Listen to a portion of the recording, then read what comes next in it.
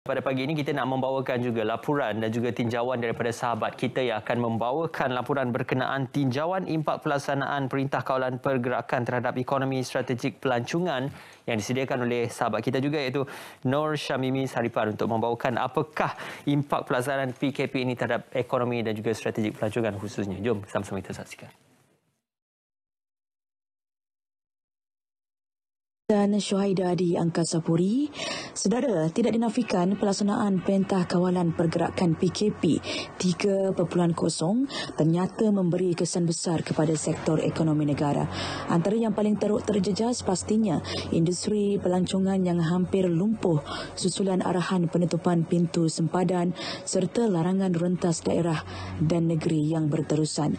Keadaan itu antara yang jelas dapat saya saksikan ketika melakukan tinjauan di beberapa lokasi strategik pelancongan di ibu negara.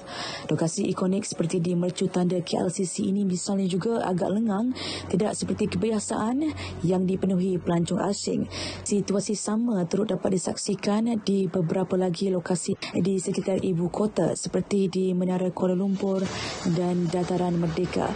Malah kebanyakan premis hotel juga kurang dikunjungi. Saya sempat mendapatkan reaksi Presiden Persatuan Pelancongan dalam Malaysia, Mita Uzaidi Udanis, berhubung perkembangan ini. Beliau mendedahkan ketika ini hanya 20% agensi pelancongan yang masih bertahan, 10% telah menutup operasi manakala selebihnya tidak aktif.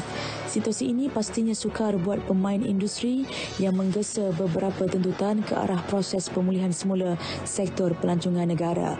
Pihaknya bagaimanapun menyambut baik hasrat kerajaan melaksanakan sukatan tambahan bagi memutuskan rantaian COVID-19. 10 tuntutan yang dikemukakan demi survival industri pelancongan negara yang antara lain melibatkan pemberian moratorium pinjaman automatik tanpa faedah kepada pengusaha.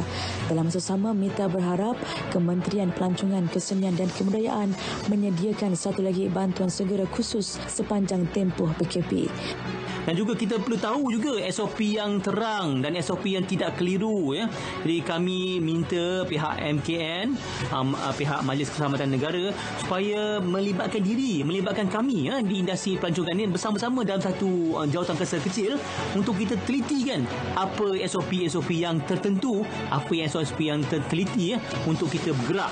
Dan yang seterusnya kita harus memulakan perancangan travel bubble selepas PKP ni, bukan sekarang tapi selepas PKP ni. Kita lihat apa yang best practice di negara luar, bagaimana mereka menyediakan industri pelancongan mereka. Jadi kita kena tahu, kita kena belajar.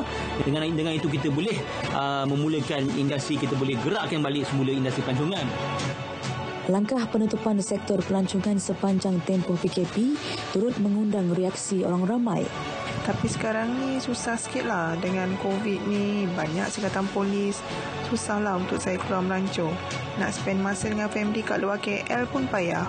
Cuma saya harap keadaan akan cepat reda, sedikit sebanyak membantu ekonomi pelancongan kita.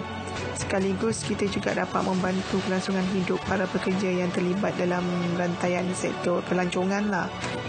Saya nak melancong sekarang ni memang sukar sebab nak bawa family, anak-anak. Takutlah dengan keadaan kes yang naik turun ni. Banyak benda lah kita nak kena ingatkan orang-orang di sekeliling kita ni, terutamanya norma baru sekarang. Kita harapkan pematuhan SOP yang lebih maksimal dapat dilakukan oleh seluruh anggota masyarakat bagi menjayakan pelaksanaan misi sekatan tambahan ini. Tanpa mengira siapa pun kita, SOP yang digariskan perlu dipatuhi bukan sahaja demi menjaga keselamatan dan kesihatan, bahkan untuk membangunkan semula negara yang cukup terkesan akibat wabak COVID-19 ini. Sekian dahulu laporan saya, Syamimi Saripan, wartawan Berita Radio untuk sumbangan Grandstand COVID-19. Selamat pagi Malaysia. Kembali kepada Ismail dan Syuhada di Angkasa Puri.